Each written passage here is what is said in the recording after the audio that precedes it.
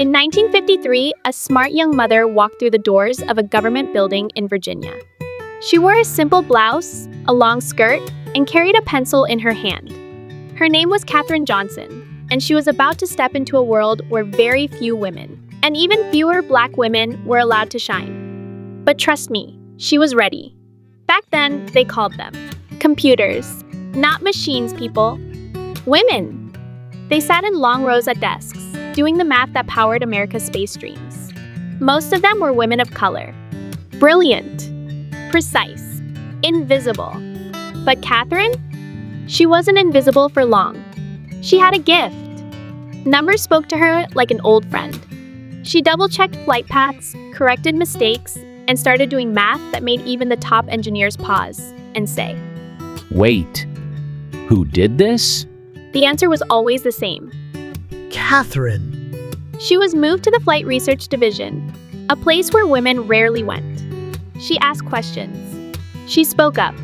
And when someone tried to exclude her because she was a woman or because she was Black, she calmly said, "Is there a law against it?" There wasn't.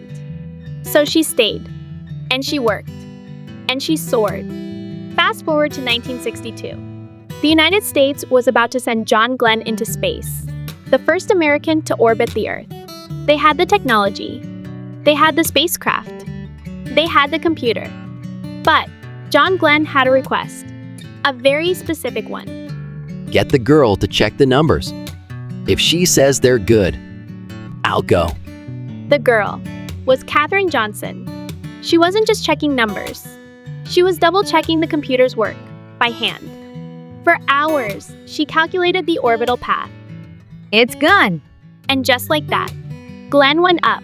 He orbited the Earth 3 times. He came back safely. And Katherine's math flew with him, all the way around the world. She didn't ask for fame. She didn't ask for credit. She just did the work brilliantly, over and over again.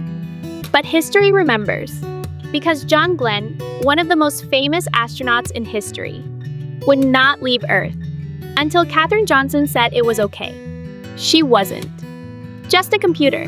She was a mathematician, a space pioneer, a legend, and above all, a woman who proved that brains, courage, and quiet brilliance can move rockets and hearts into orbit.